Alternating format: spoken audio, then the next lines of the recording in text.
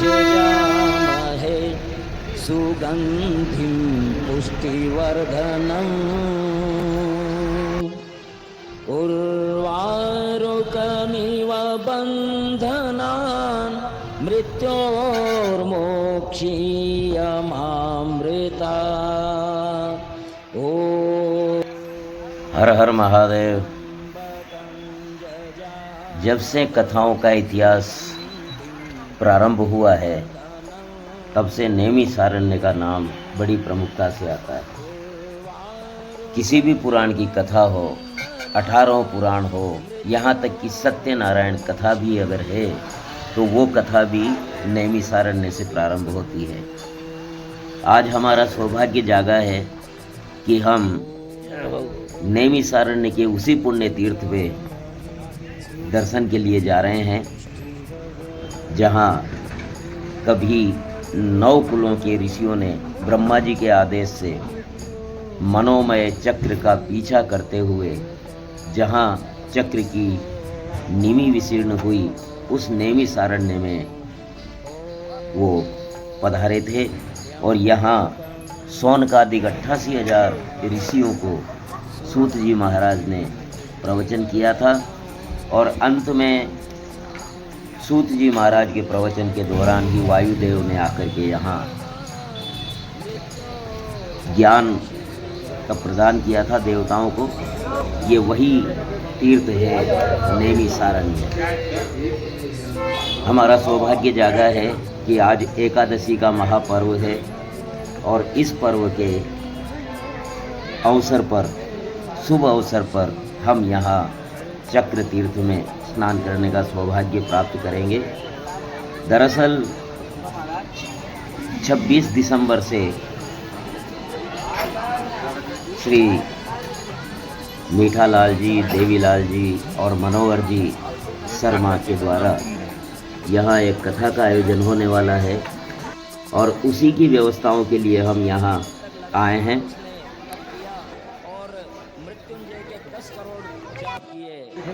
आज बड़े भाग्य चेते हैं हमारे कि नैमिषारण्य में एकादशी के दिन हमारे स्नान होने वाले हैं और आने वाली कथा के लिए यहाँ व्यवस्थाएं देखने आए थे और योग ऐसा बना कि आज एकादशी और चक्र तीर्थ में हमारे स्नान होने हैं और हमारे साथ हैं हमारे जो आयोजक हैं और कन्हैया लाल जी और हम तीनों आज यहाँ सौभाग्य प्राप्त कर रहे हैं नैमिषारण्य तीर्थ में स्नान का। जय हो नैमिषारण्य।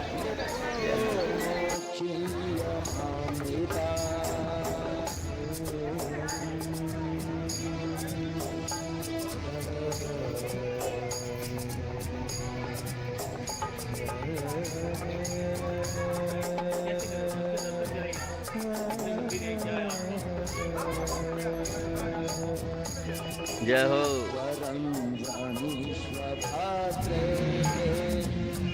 मनसाय समीक्षितं प्रसन्नोऽहं रासिं सुन्नोऽहं रासिं दास्य वरमनोत्तमम्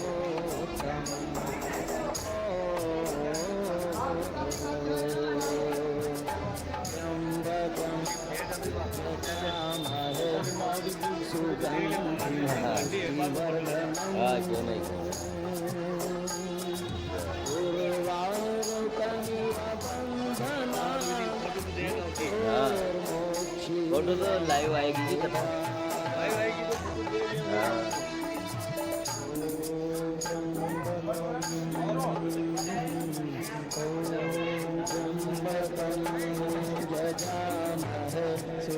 जय बाबा भूतनाथ।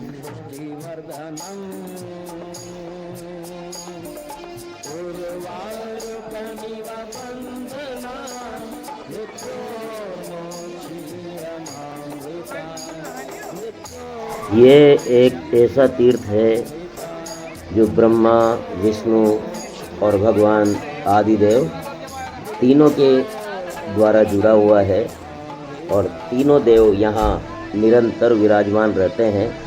और ये एकमात्र ऐसा स्थान है पूरी पृथ्वी का जहाँ कलयुग का प्रवेश बिल्कुल वर्जित है। इस क्षेत्र में कलयुग का प्रवेश बिल्कुल वर्जित है। यहाँ कलयुग का बिल्कुल प्रभाव नज़र नहीं आता और ये हमने प्रत्यक्ष भी अनुभव किया। और ये हैं भूतेश्वर महादेव। ये महादेव ब्रह्मा जी ने जब दिव्य देव की, सबसे बड़े देव की बात कही थी तो भगवान शिव ही थे, शिव पुराण के अनुसार। ऋषि और यहाँ भूतेश्वर महादेव के रूप में यहाँ अद्भुत और सुंदर मूर्तियाँ यहाँ विराजमान हैं। चक्र तीर्थ का जल चारों तरफ अपने आप घूमता रहता है, लेकिन बीच का जल बिल्कुल स्थिर रहता है। गोस्वामी तुलसीदास जी ने भी कहा कि तीर्थ वर नेमिष विख्याता, अति पुनीत साधक सिद्धिदाता। अर्थात जब तुलसीदास जी इसको सिद्धिदाता कह रहे हैं तो निश्चित ही नैमिषारण्य का महत्व और ज़्यादा बढ़ जाता है। ये नैमिषारण्य तीर्थ कथाओं का शुभारंभ स्थल माना जाता है। कोई भी कथा प्रारंभ होती है तो नैमिषारण्य से शौनकादिक 88,000 ऋषिगण सूत जी से प्रश्न पूछते हैं और उन प्रश्नों का समाधान ही सारी कथाओं की जननी है। आइए नैमिषारण्य तीर्थ के दर्शन करें। हमने व्यवस्था लगभग कर ली है कथा की। राधा कृष्ण अतिथि गृह कथा स्थल तय हो गया है, जो बिल्कुल चक्र तीर्थ के बिल्कुल पास में है और बड़ा दिव्य स्थान है। और व्यवस्था के बाद हम पहुँचे हैं हनुमान गढ़ी। आइए हनुमान गढ़ी के दर्शन करें।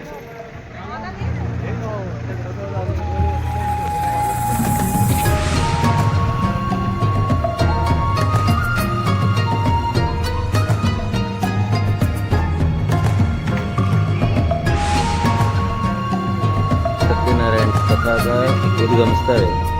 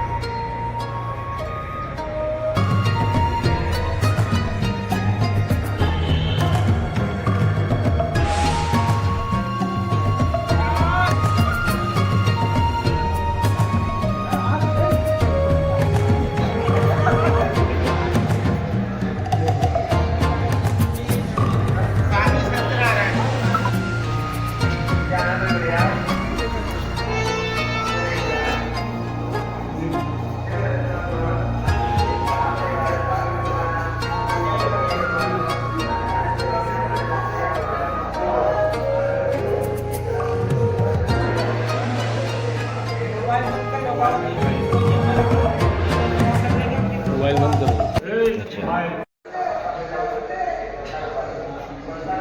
दुनिया चले ना श्री राम के बिना, राम जी चले ना हनुमान के बिना। दुनिया चले ना श्री राम के बिना, राम जी चले ना हनुमान के बिना। सिया राम, सिया राम, सिया राम चले ना दुनिया चले ना श्री राम के बिना। दुनिया चले ना श्री राम के बिना,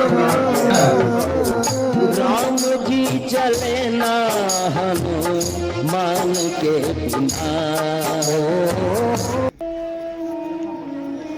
और अब हम आए हैं मुक्तिदायिनी गोमती मैया के किनारे। गोमती मैया में पिंडदान, पितृतर्पण आदि का बड़ा महत्व है। मान्यता है कि भगवान श्री राम ने भी अपने पिताजी के पिंडदान यहीं किए थे, इसलिए ये पितृ तीर्थ भी कहा जाता है। और महर्षि दधीची के अस्थि दान को तो कौन नहीं जानता। वो महादानी महर्षि दधीची भी जो हड्डी दान किया था, अस्थि दान किया था, इसी स्थान पर किया था। जय हो माँ गोमती। और इंतजार है अब 26 दिसंबर से, जब यहाँ कथा का शुभारंभ होगा। 26 दिसंबर से 1 जनवरी श्रीमद् भागवत महापुराण की कथा का यहाँ आनंद होगा। जय हो। अब वापस लौटते समय ये हमें दिख रहा है लखनऊ का बड़ा इमाम बाड़ा।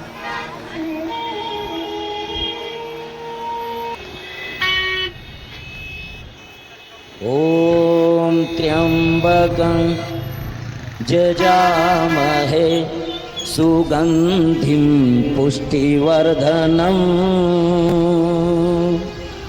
उर्वारुकमिव बन्धनान् मृत्योर्मोक्षीयमामृता। ॐ